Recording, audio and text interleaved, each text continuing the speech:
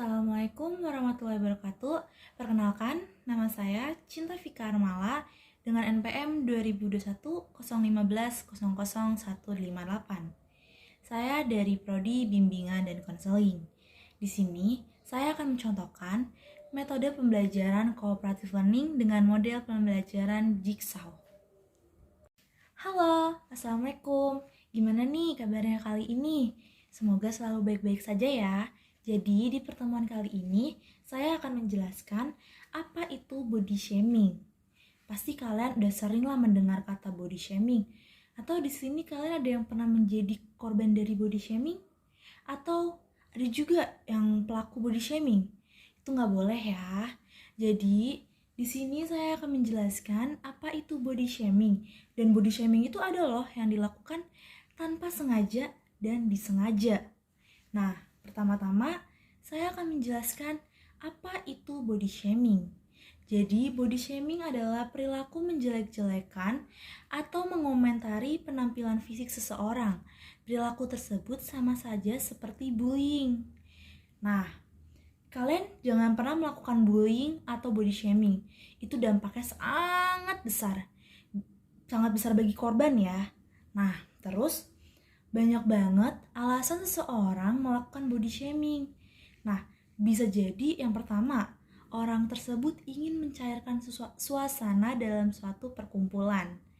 Terus yang kedua, cuma pengen iseng aja.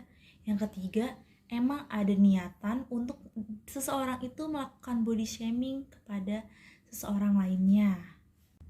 Terus ada juga body shaming itu tuh istilah yang digunakan saat ada seseorang yang mencela, menghina, atau berkomentar buruk terhadap penampilan fisik orang lain.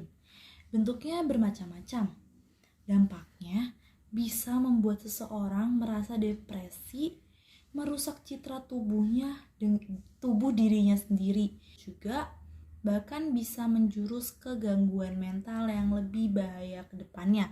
Seperti yang tadi saya sebutkan, korbannya bisa sampai ke jenjang ingin mengakhiri hidupnya karena dia nggak tahu dia harus kayak gimana selanjutnya. Seperti itu ya.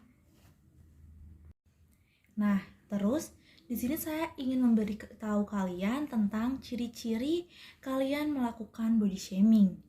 Nah, pasti kalian ada yang misalnya kalian nggak sengaja nih, kalian nggak tahu kalau ternyata kalian itu melakukan body shaming terhadap orang tersebut. Nah, karena kalian nggak tahu, jadi kalian kayak nggak merasa bersalah. Padahal kalian telah melakukan body shaming terhadap orang tersebut. Jadi, di sini saya akan menjelaskan ciri-cirinya. Ciri-ciri kalian melakukan body shaming. Yang pertama, ada sering mengomentari fisik orang lain. Seperti contohnya nih ya, misalnya kalian mau jalan sama teman kalian. Terus kalian ngomong ke teman kalian, "Ih, baju lu jelek banget sih, gak cocok sama muka lu." Nah, itu kalian sudah termasuk ke body shaming ya. Yang kedua, ada juga membahas atau menjelekkan bentuk tubuh seseorang sebagai usaha untuk terlihat lucu. Padahal sama sekali gak lucu. Nah, contohnya seperti gini. Kalian lagi kumpul, terus kalian ngerasa suasananya canggung nih.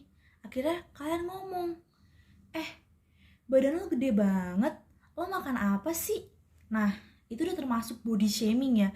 Tanpa kalian sadari, kalian awalnya cuma pengen iseng-iseng doang, ternyata kalian udah melakukan body shaming ke orang tersebut. Nah, yang ketiga, sering menilai seseorang berdasarkan penampilannya. Kayak misalnya, kalian ketemu orang, kalian ngeliat, ih penampilannya kuno banget gitu. Itu tuh termasuk body shaming karena kalian ngejelekin penampilan mereka, ngejelekin penampilan dia. Padahal itu hak dia untuk berpenampilan, mengapresiasikan apa yang ada di tubuh dia. Terus yang keempat ada menghakimi keputusan orang lain atas apa yang diambil untuk tubuhnya. Contohnya kayak misalnya kalian lagi ngumpul, terus kalian asal nyeplos nih ngomong ke teman kalian, "Ih, lo pakai baju kayak gitu, sumpah badan lo tuh udah kurus, pakai kayak gitu kelihatan kurus banget, aneh tahu. Itu tuh kalian udah melakukan body shaming terhadap orang tersebut. Nah, yang kelima, menganggap normal atau kalian malah ikut-ikutan membody shaming orang tersebut. Di sini saya akan menjelaskan dampak buruk dari body shaming bagi si korban. Pertama, menurunkan rasa percaya diri. Yang awalnya dia percaya akan tubuhnya, percaya dengan apa yang dia punya di badannya. Karena dia menjadi korban body shaming, dia jadi gak percaya sama tubuhnya. Misalnya dia diledekin gendut sama orang, dia jadi ngerasa kayak, ih gue emang gendut banget, gue malu jalan di depan orang lain. Itu seperti itu contohnya ya.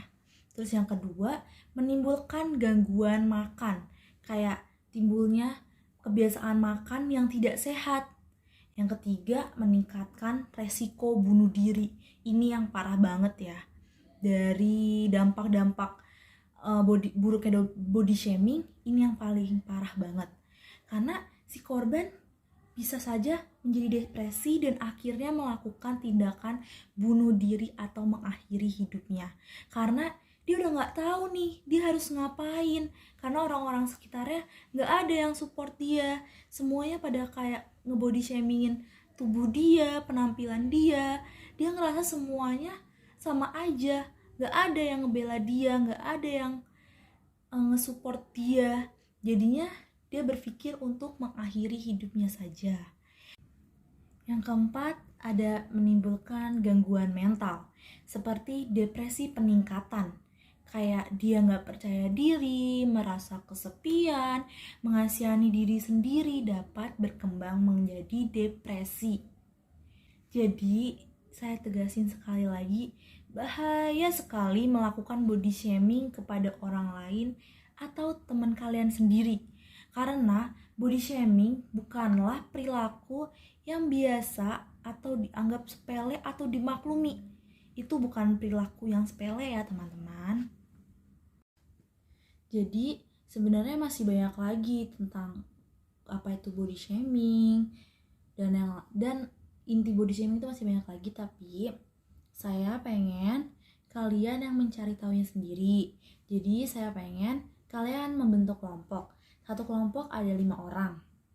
Terus kalian tentuin 1 orang buat menjadi ketua kelompoknya. Terus ketua kelompoknya berdiskusi mau materi apa yang kalian presentasikan nanti. Jadi materinya dari saya. Kalian tinggal milih saja nih, kalian mau materi yang mana. Jadi sekarang saya tunggu ya untuk kalian membentuk kelompoknya.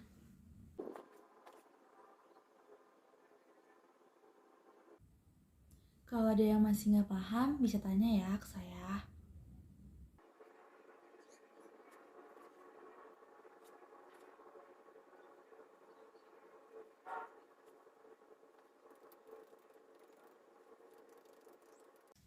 Gimana? Sudah menentukan kelompoknya?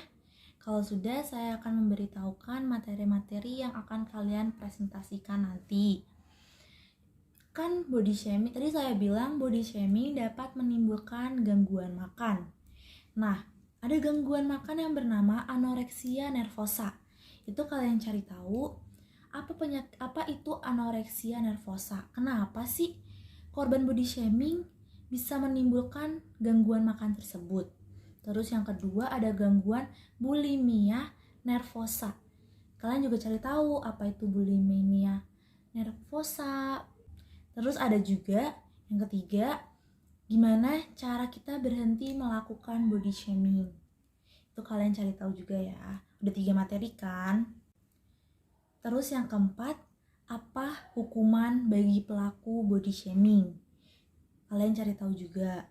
Terus yang kelima materinya, gimana cara korban bisa percaya diri lagi atas tubuhnya sendiri. Apa yang harus korban lakukan itu kalian cari tahu juga ya. Jadi udah ada 5 materi yang saya sebutkan tadi ya. Jadi masing-masing ketua kelompoknya berdiskusi, kalian ingin mempresentasikan materi apa yang sudah saya berikan tadi ya. Kalian pilih salah satunya, terus kalian masing-masing kelompok mencari tahu apa yang apa dari materi yang kalian pilih tersebut. Terus di pertemuan minggu depan sudah mulai melakukan presentasi untuk kelompok yang pertama. Saya juga di sini ingin memberitahu kalian kalau misalnya ada salah satu kalian atau kalian pernah melakukan tindakan bullying ke orang lain, kalian harus ingat ya, yang pertama, sadari bahwa tidak ada manusia yang sempurna. Kalian harus mengingat itu agar kalian tidak melakukan body shaming terhadap orang lain. Yang kedua, belajar untuk menjadi pribadi yang lebih baik lagi. Terus yang ketiga, berhenti sibuk memikirkan orang lain. Ketimbang sibuk memikirkan atau mengomentari urusan orang lain, sebaiknya kalian fokus ke diri kalian sendiri aja. Lagi pula, ikut campur urusan orang lain tidak ada manfaatnya kan? Yang keempat, mencari topik yang lebih seru aja. Jangan kalian karena nggak ada topik, kalian jadi membody shamingin orang lain. Lebih baik kalian nyari topik lain aja. Kayak saat berkumpul dengan teman atau keluarga, banyak topik yang seru yang bisa kamu bahas selain bentuk tubuh. Bila tujuan kalian body shaming adalah membuat lawan bicara tertawa, sebaiknya pikirkan 2 kali. Pikirkan lagi ya, carilah bahan obrolan atau candaan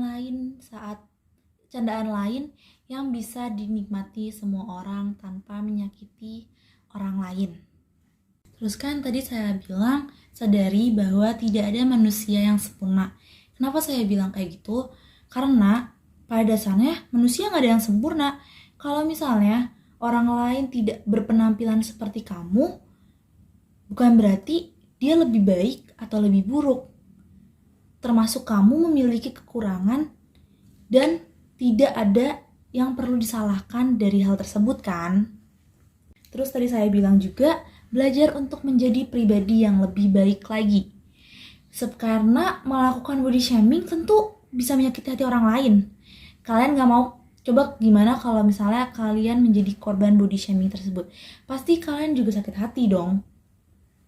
Terus bila kamu merasa perilaku ini hanya candaan, bukan merupakan satu masalah, ini saatnya untuk merubah pola pikir kamu. Kamu harus berpikir kalau saya ngomong seperti ini, berarti saya menyakiti hati dia dong. Saya bisa ngomong omongan lain selain hal itu, agar kalian tidak menyakiti lawan bicara kalian. Jadi, tadi itu contoh penerapan model jigsaw di dalam kelas. Jadi, sekarang di sini saya akan menjelaskan apa itu jigsaw. Jigsaw adalah pembelajaran kooperatif. Model jigsaw adalah sebuah model belajar kooperatif yang menitik beratkan kepada bentuk kelompok kecil. Kayak yang tadi, jadi saya menentukan kelompoknya gitu.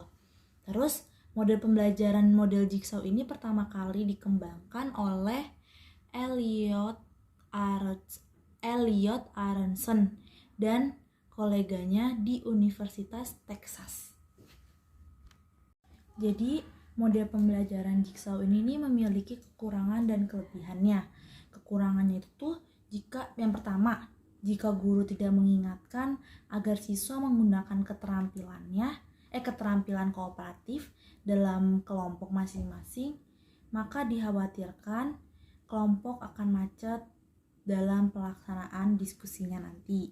Terus yang kedua, jika anggota kelompok kurang akan menimbulkan masalah bagi kelompok itu. Yang ketiga, membutuhkan waktu lama, apalagi bila penataan ruangan belum terkondisikan dengan baik. Tetapi ada juga kelebihannya nih untuk model pembelajaran jigsaw. Kelebihannya adalah siswa tidak hanya mempelajari materi yang diberikan, tetapi mereka juga harus memberikan dan mengerjakan materi tersebut pada anggota kelompok yang lain. Yang kedua, menerima keragaman dan menjalin hubungan sosial dengan baik dalam belajar. Yang ketiga, meningkatkan kerjasama secara kooperatif untuk mempelajari materi yang akan dipresentasikan nanti atau materi yang ditugaskan. Segitu saja yang bisa saya sampaikan di video ini. Kalau ada salah-salah kata, saya minta maaf. Wassalamualaikum warahmatullahi wabarakatuh. Dadah.